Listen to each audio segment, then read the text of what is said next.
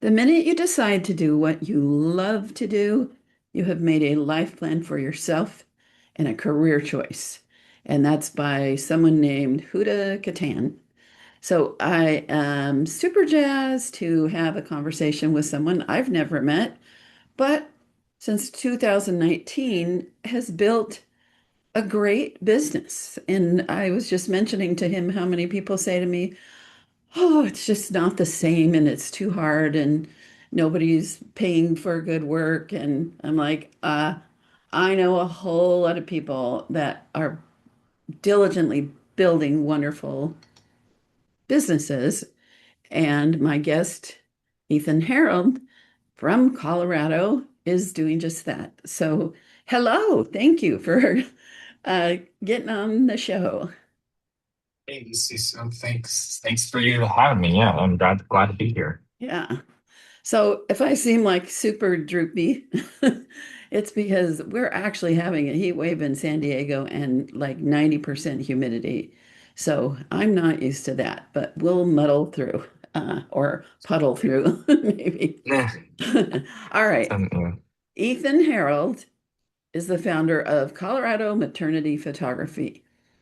And since 2019, he's been a fine art portraitist who has spent years photographing landscapes, commercial, and editorial work.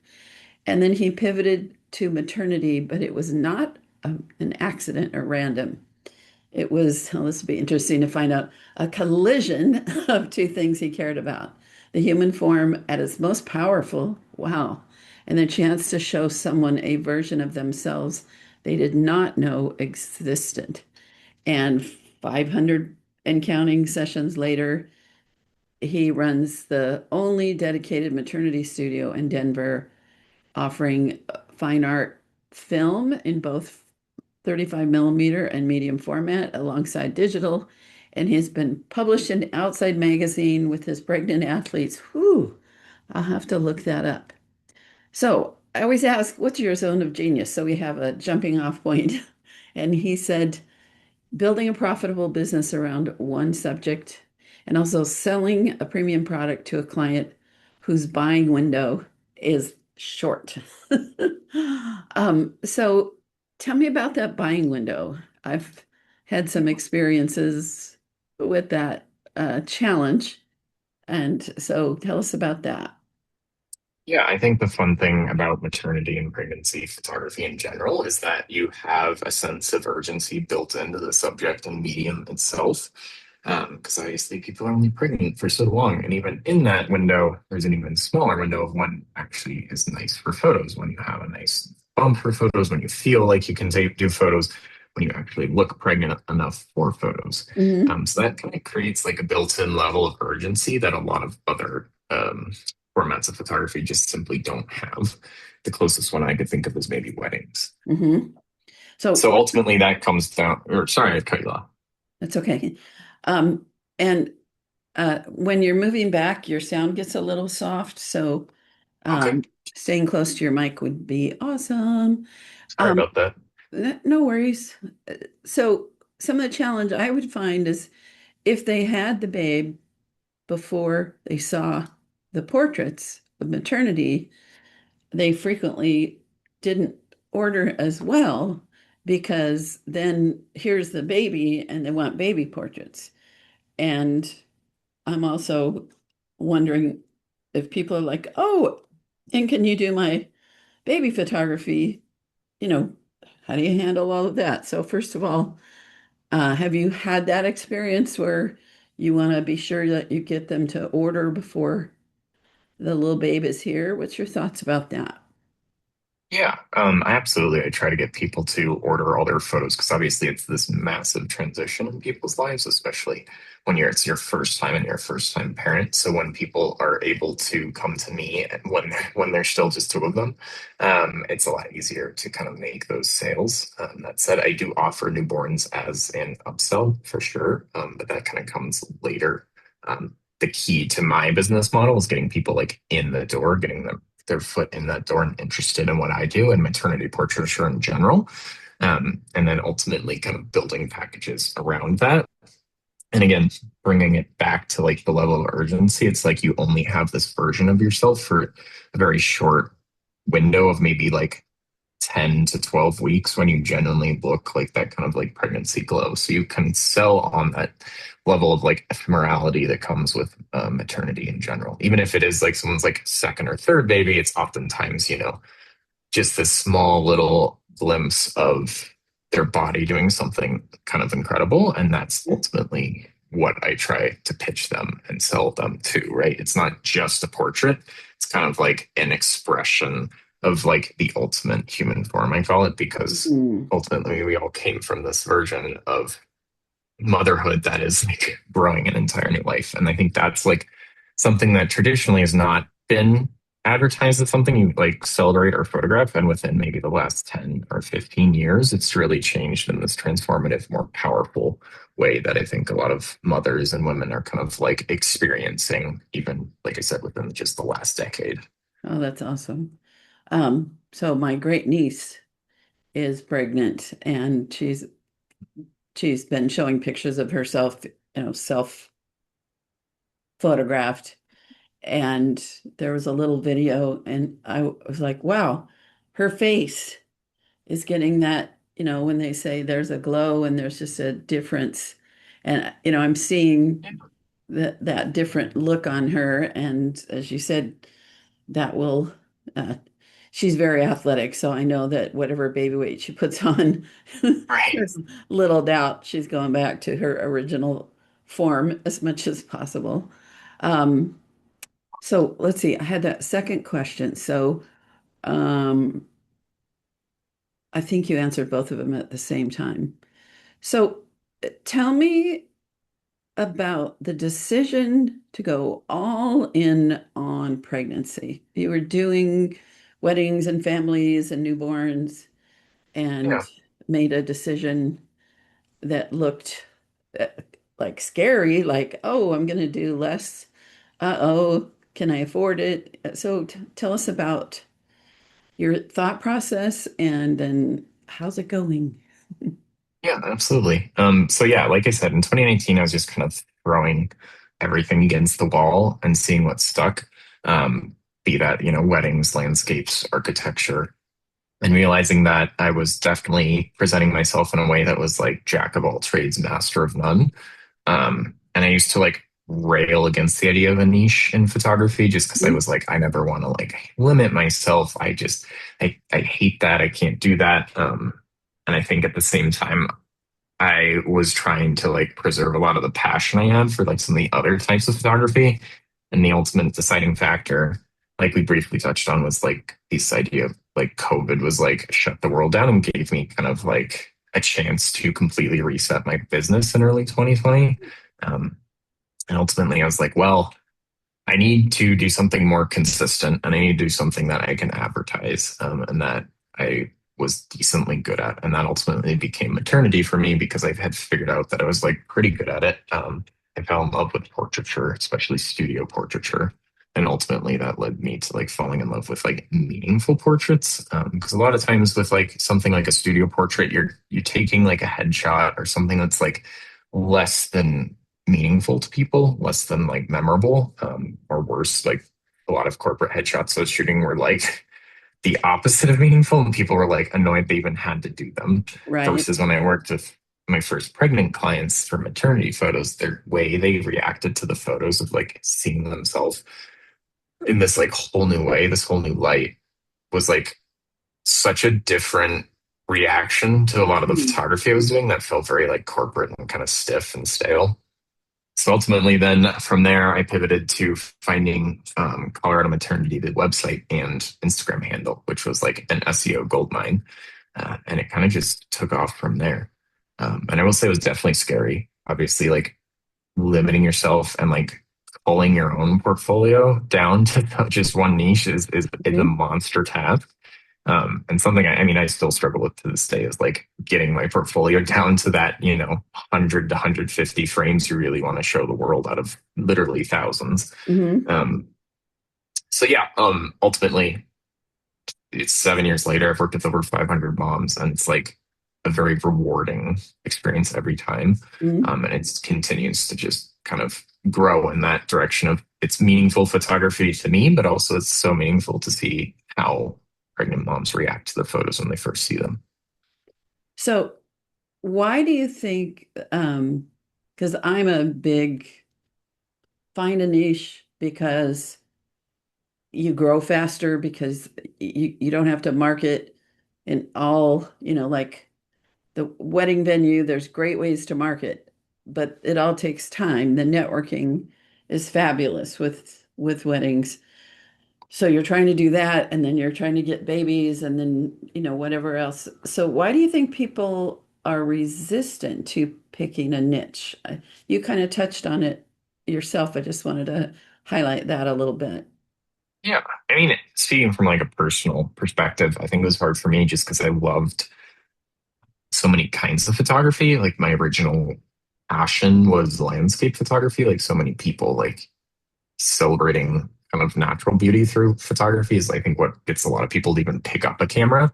Um, the hard part about that is like actually making a living off of it. Right. Like I said, when you throw everything against the wall, people are like, what does this guy even do? And I think it was like both a pride thing of like, I didn't want to say I was like not the best wedding photographer or not the best family photographer or not the best headshot photographer.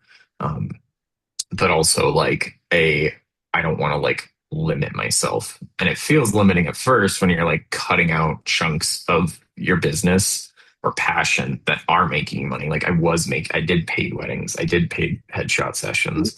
Um, so that's terrifying when you actually cut out like paid work. But what you're doing, I think, is like building that back in, oftentimes by a multiple into whatever that niche is. And for me, it was maternity. So I Mhm. think, yeah, I think it's like that twofold of like, I don't want to have to give up my passion. I don't want to have to give up revenue, but also a level of, I think, pride that comes with like having to say you're not the best at any one thing when you're trying to do everything. Right. I always think of the Cheesecake Factory menu compared to a little, Yeah. Did French. I lose you? I'm here. Can you hear me? Hello? Okay, there you're back. Yeah, Sorry about that. good. A French bistro versus like you can sprain your wrist with a Cheesecake Factory menu. And Right. and when you ask, "Oh, what's popular? What's good?" They say, "Oh, it's all good." Because it's all in a medium Yeah. kind of thing. Yeah, it's just kind of like a baseline of slop, Yeah, yeah. Um, I need to pause 1 sec and get more water and cough a little bit. 1 sec. Whew, okay, I'm back.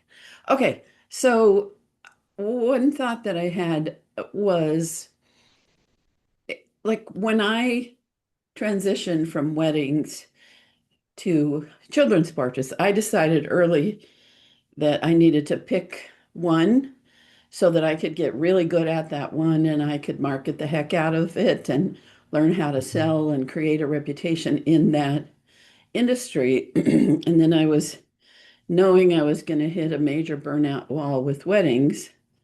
So I started adding um, children. And it's not like I would never, if someone called and said, now eventually I start turning down almost all weddings, but if someone had a smaller wedding or a big family group or something that I knew I could handle, I'd say yes, yes to it. It's just the focus, the marketing, the website, the yep. I used to advertise in a parent magazine, but I didn't advertise in wedding magazines anymore. And Right. there's just power in that.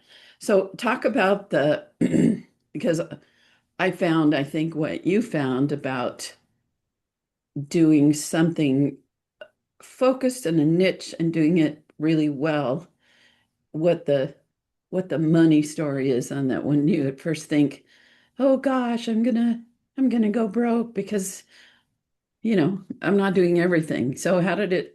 turn out? Like, this is going to be a big surprise to everybody. Not really.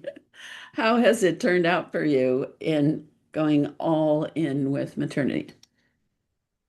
Yeah, I mean, ultimately, like it was like a financial leap of faith, I think, to start. But the thing I quickly realized is that with so many forms of photography, there's like a level of, I call it like white noise at the floor.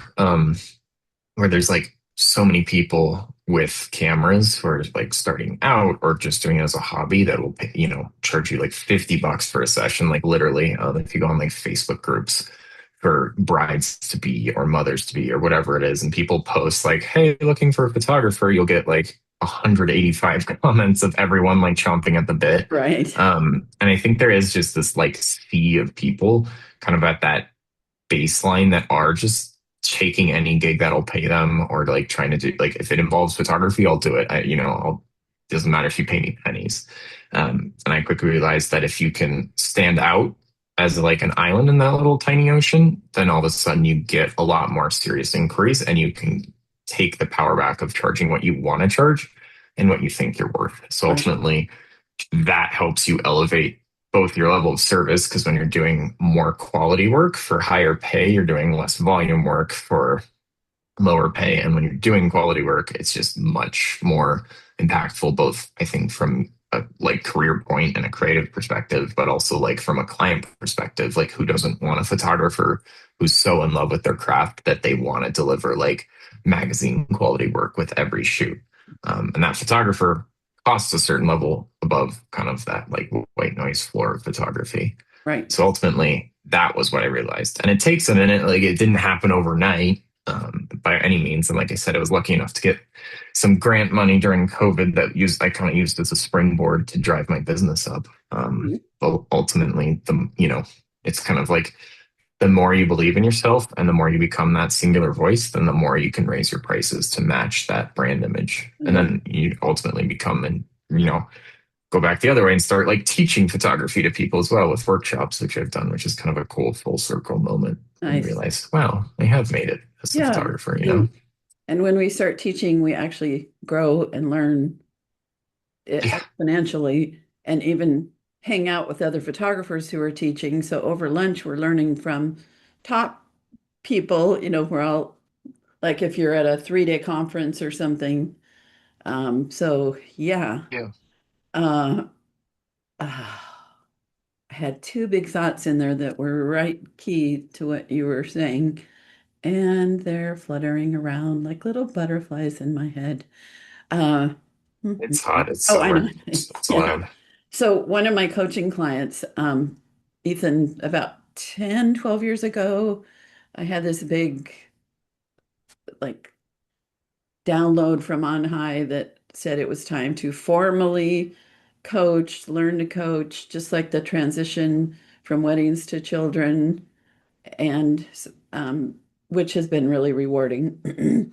One of my coaching clients is her husband's in the military, and her first concern was every block there's at least one army wife who is promoting the fact that they're photographing children and families. And she's like, how am I going to stand out from that? And we figured out a lot of strategies and upped her sales ability and all the things.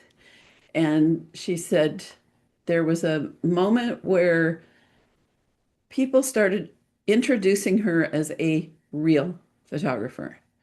So, in an environment that probably has more shoot and share for very little money people, like a little petri Yep. dish, Yeah. uh, doing all the things to stand out, create luxury. I mean, in the military, yes, there are a lot of enlisted people that may be challenged, although they have parents, they could save for it. But there are officers and families. So yeah, so in that sea of everything, we can still stand out, is the moral to that story.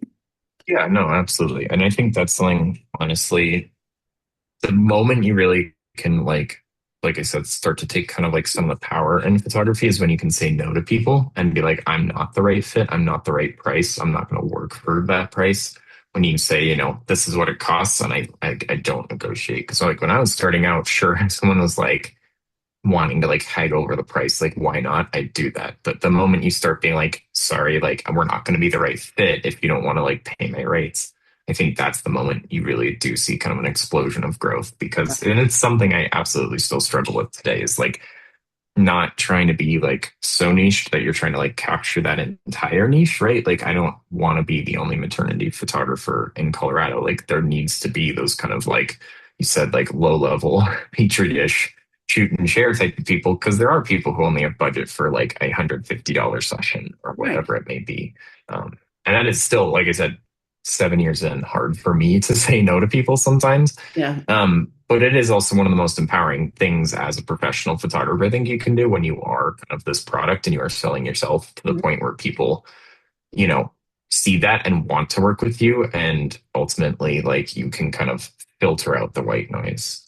So Right. that, Right. yeah, I think one of the big fears if somebody's been doing lower priced and, give you a big pile of digital, if they make a change to selling products, to doing more in person, priced so that it's an investment, they're hmm, afraid they're going to lose clients. The thing is, those people, the sooner you go the direction that you want to end up, the less you're going to have to just turn away from those people that were uh, showing up where you were. I don't know if that made any sense right, what you just said, but uh, we can't convert most. Now, occasionally there's people that would pay and book us that if we were, for low money, that if we were charging an investment level, they'd still be with us because the the money factor wasn't why they chose us. It was us and our work.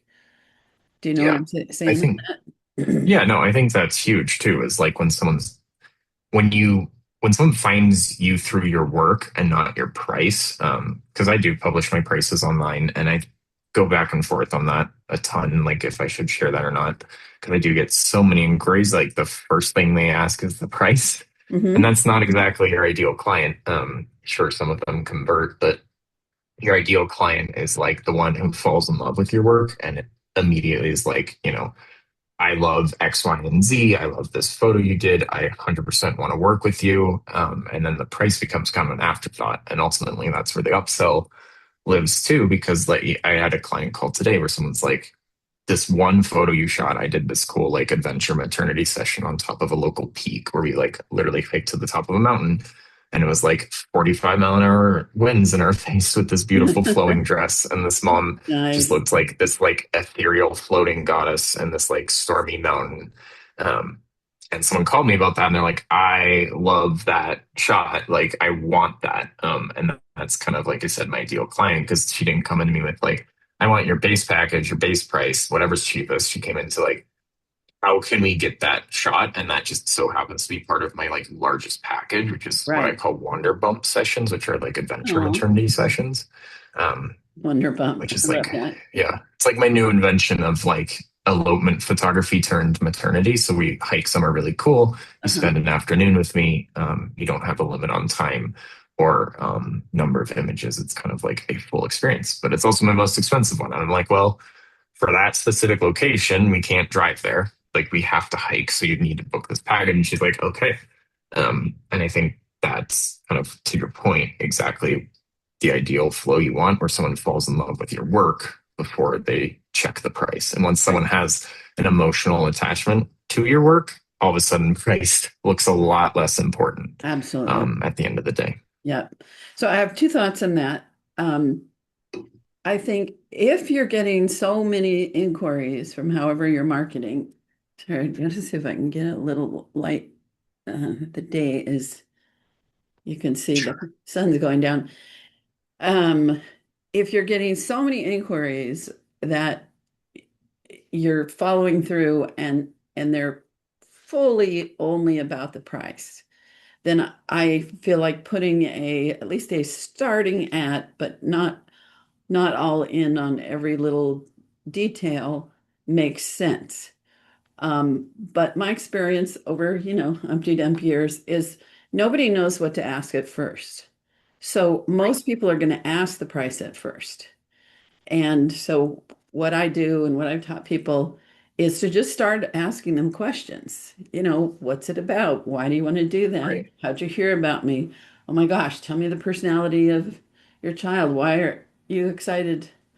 How's your family feel about this upcoming new family, and get them away from thinking about price and getting the relationship built, and then giving them just a little taste of the price once they're, what, like you said, are so excited and so in on it. So, uh, Mhm. in your case, putting pricing makes some sense, but my worry is at times people who would be ideal clients, if they get right to the price too soon, they think they know what they want to know and think they'll get back to you. So I'm always about the social media, the websites being just so awesome that someone's like, oh my gosh, I've got to know more. And then if they find out, oh, ouch, way more than I can spend, then we, send them off with love.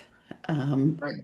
but again, if you're getting 20 inquiries a week uh, through whatever marketing, and only five of them are really possible ideal clients, then we do Right. need to have a way to slim that down. So it's a tricky subject, and it's a there's not a one like there's not a one size fits all. When I did weddings and I went to wedding shows, I handed out a price list because there were so many people. I was meeting hundreds and hundreds of people. And so I didn't want the phone ringing off the hook. Back, remember telephones? Right. That was Right. all we had. I didn't want to be fielding all of these completely unqualified people. So Right. um, No, and I think I that's a know really it important works. point Yeah. for sure. Like the way I used to do it, whereas like chase as many leads as possible. Um, and again, like that's the wrong way of thinking about it for a lot of people, I think, just because if you are chasing unqualified leads, people that aren't in your budget range or your, ideal market, you burn a lot of emotional energy and a Yeah. lot of man hours just responding to them. So I mean, I used to have my phone on Google. I would absolutely get just phone calls, and before even telling me their name, they'd be like, "How much do you charge?" And I'm like, "Well, let's get into like what photos even mean to you, or like what kind of session you want before I give you that, because like you said, you want to like let them tell you their story a little bit." But again, there's some people that the bottom line is all that matters, and you're Yeah. never going to win those clients. Right. And that's okay. And that's like a very hard lesson to learn as a photographer because it Mhm. feels good when your inbox is like filling up with so many inquiries. You're like, wow, like I think it's a false sense of success. And that's something, again, 7 years in, I absolutely still struggle with. Versus what you really care about is getting the people that like show up in your inbox and within a day they're like booking you, and it's because they love your work and they're in love with it so much that they're adding on things, whatever that may be, like prints, extra photos, extra time. Um, so yeah, the one thing I do personally on all my inquiry forms that I target as conversions on advertising for like Google and Facebook ads is I always put a little checkbox that just at the end of the form that says I acknowledge it. Packages start at $750, Hmm. which again Excellent. instantly qualifies everyone. Right. And I found that has improved. I mean, I ran some numbers with Claude the AI software through my booking flow, and like my booking conversion rate from like inquiry to actually booked is up like 20% just from that small change. Yeah. So it really, that's one way that like really does improve your own sanity when you're not Absolutely. just wasting time on like tire kickers and people that aren't actually interested in anything but a price. I love when I'm interviewing someone and the theory and the things that I like to share that I think are truisms.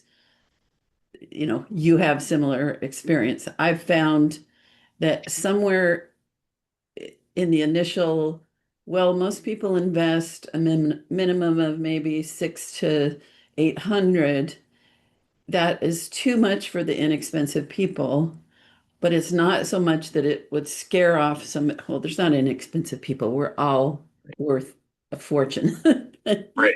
You know what I mean? But it's not such a high investment that somebody that could drop many thousands of dollars would be a little hesitant right at first to jump in the deep end. So the fact that you found that little range uh, is a qualifier for you makes me happy.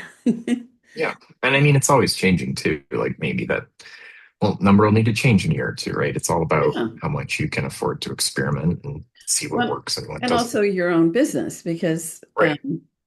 one of my coaching clients photographs horses, and what she puts out there as the initial price, because her what she's selling and what she's selling it for, if someone was putting 700 on deposit or however it would be, it anyway, so her starting is higher because of the end game and how her business Right. is structured. So what I love about this part of our conversation reminds me of a diagram that has four boxes. And one of them is people that can afford us and love what we do. And then there's people that can afford us, but they don't care.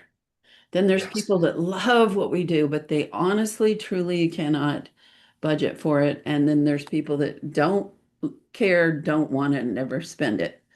So when I first saw that, that helped me feel a little, and I'm like, oh, but I love talking to her. But then when we got to that money, she was just like, whoa, no way. It didn't hurt as much because I knew that I'm trying to find, one in four, and it could be that statistically out of 100 people, there's only 10, Sure. and the others will fall somewhere, or it could be 80. I don't know. But yeah. So I have one other pressing question before we Of course. melt into the sidewalk here. So I know that one of the challenges, interesting challenges, is I notice you're a man. Hmm. Sure. And that can feel a little bit awkward for some expectant moms and dads. So how do you Sure. address that objection instead of just pretending it doesn't exist? Right. And that's like probably the number one question I get from every networking meeting, every client is like, Really? how on earth did you end up in maternity photography? Um, and I think it's tenfold. I always tell them the honest answer, and that the honest answer is I fell in love with the medium and the medium of like fine art portraiture, but through a lens of empowerment. And there's not a lot of ways you can give that to someone. Like I said, in the world of, especially when I was starting out, studio portraiture, there were headshots and there were maternity, and one of those is a lot more meaningful than the other.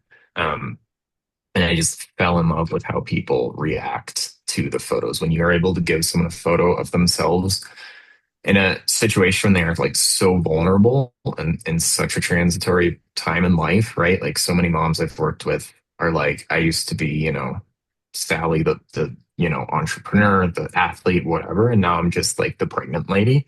And I think empathizing with that right off the bat, but also being like, you are that, but also like look at how beautiful you are, and like being able to like make someone not only like see that, but like feel that. Someone in my client reviews, I'm very proud of my Google reviews, are like, I walked in like so nervous, not knowing what to do. And within the first 10 minutes, I felt so beautiful. And by the end, I was like feeling like a goddess. Mm, And I think that's a really powerful thing to be able to give someone, and not something a lot of other professions get. Um, so that's the story I tell everyone. And also, like, I think that immediately humanizes me as someone who's like genuinely passionate about what I do. And the other piece is like, I'm not too shy or too like macho to like be goofy with it. Like I'll be modeling all the bump poses myself. Hmm. Obviously I'm not pregnant, but I think a lot of people are at ease when they see me like sticking out my own belly and being goofy with it, Hmm. and realizing that like there's a human on the other side of the lens. And more importantly, that human really wants you to feel beautiful and sees you as beautiful, and is going to do everything in their power to show you that as well. Yeah. So if Um, I could summarize the sense that I have is you're a sensitive, caring man yeah, that yeah, has the eyes to see beauty, yeah, and that something clicked in you at some point where you began to discover a unique beauty with maternity. So you're in that stance. You're so fully um, engaged in yeah, helping women be beautiful. You've got a gentle nature. I'm sure that you're not like when you're working, you're not like, okay, mama, yeah, stick that booty out or yeah, what right, that, exactly. that you're now, of course, if you start having fun with people and they're comfortable and you can make some sassy, well, yeah, some little jokes that you might not do at first, but in general, I imagine you put people at ease because of who you are and how much you value and see the beauty in this life experience. So, Right. yeah, 100%. And I think it's one of yeah. those like underseen for a very long time too. So when people are Um, like given permission to see that, I think it's an empowering sense. can you say that again? Because you were a little bit garbled. Yeah. You said I was just 100%. saying, 100%, yeah. Like I think when people see that there's a human on the other side of the camera and that they're given permission to see themselves in a new light, there is it's almost like a sense of relief, honestly. So many moms I work with, and also like it's a kind of beauty that I think was underseen for so long. Like pregnancy was very stigmatized throughout society, even as recently as like the 2000s. And Hmm. it's only recently that it has this new era of like the glow and like showing off the bump. And it's cool to be like one small part of that. Um, like nothing fills my cup more than like seeing someone's like maternity photos, like their profile picture on Instagram. I love when I can go up to the stories and just like count how many of like the people I follow, how many of their profile photos I've taken. It just like really warms my heart. Um, Yeah.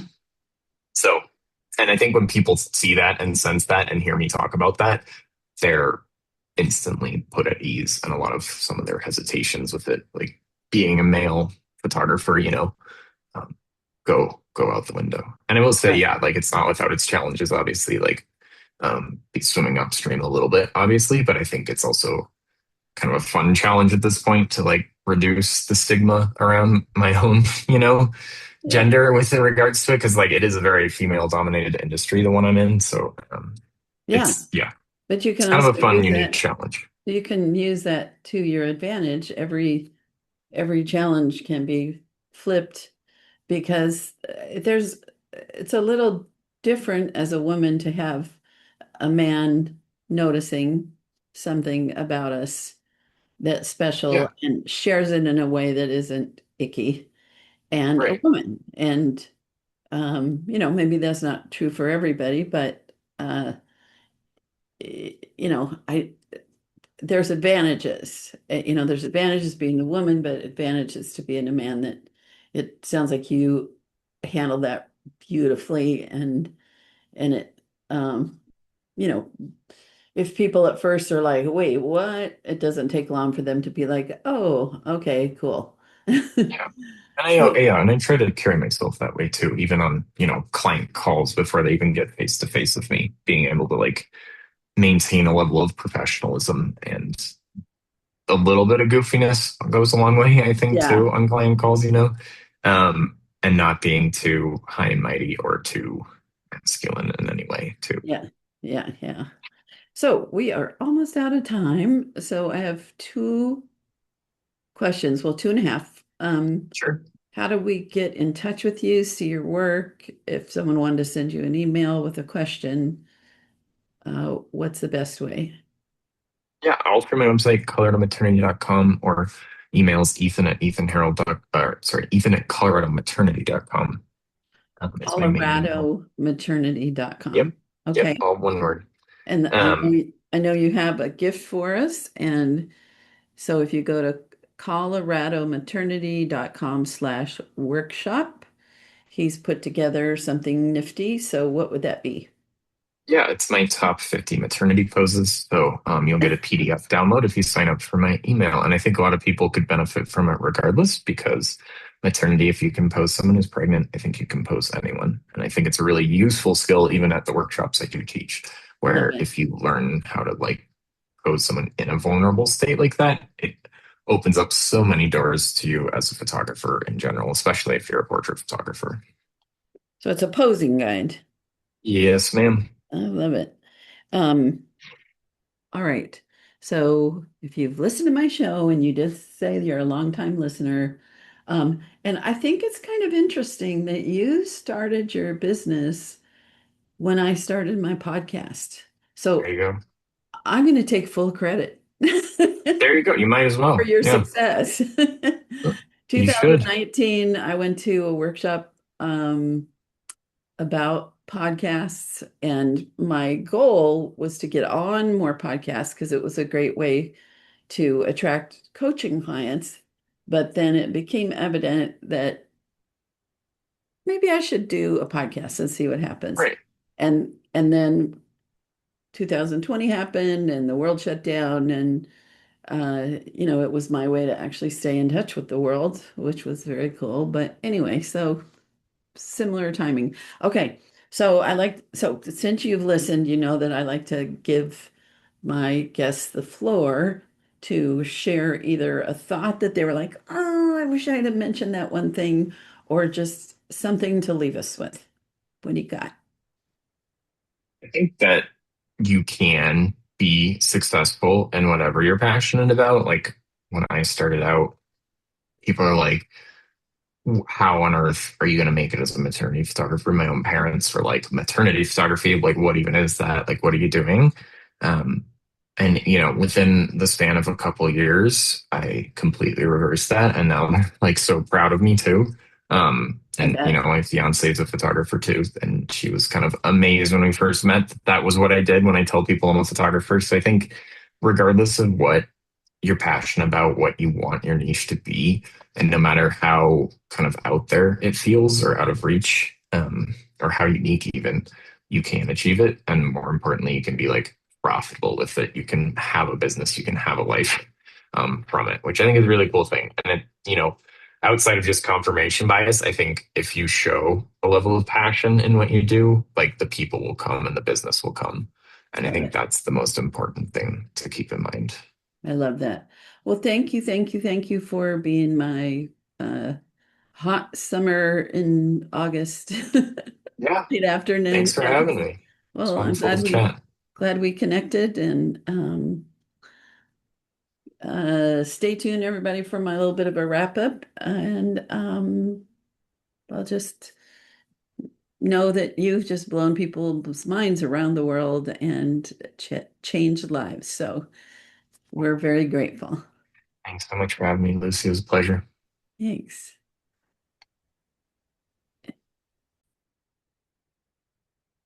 Oh, how I love to have a chat with smart people that are making things work and continuing to grow, and share with others.